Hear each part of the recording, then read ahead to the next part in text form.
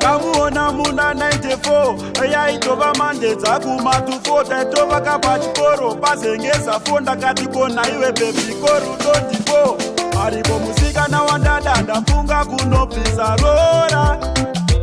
aime makaiva andichamadzaga majora ari kudiwana tete chimoko changwa muchikete ari kudiwana tete chimoko changwa muchikete mapepa notoda munhu ane hanya pese pandomona ndotofila bhanya ini ndatopika ndifenda kamukanya vari kuti kanyama anzi kakanyanya handimbomuchamuke uyatidana nevavengi vagumbuke ndabva ndangoimba chimbo kuti kavabvizuke vari kuda kuti paradzanisa tivhunduke aripo musikana wandada ndafunga kunobvisa rora aime makaiva andichamadzaga majora ari kudiwana tete chimoko changwa muchikete ari kudiwana tete chimoko changwa muchikete vavakidzani vangu imi ndinokumbirawo mazano aripo musikana wandada ndafunga zvewanano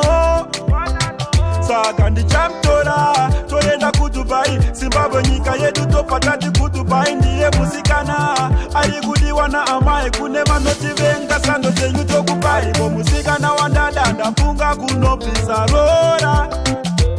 aime makaiva andichamadzaga majora ari kudiwana tete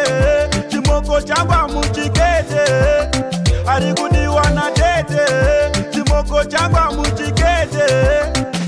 mapepa notoda munhu ane hanya pese pandomona ndotofila bhanya ini ndatopika ndifenda kamukanya vari kuti kanyama anzi kakanyanya handimbomuchamuke uyatidana nevavengi vagumbuke ndabva ndangoimba chimbo kuti kavabvizuke vari kuda kuti paradzanisa tivhunduke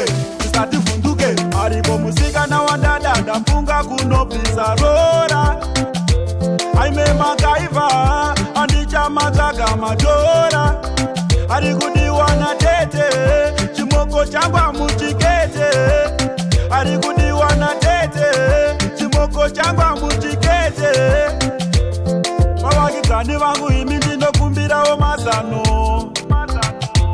aripo musikana wandada ndafunga zvewanano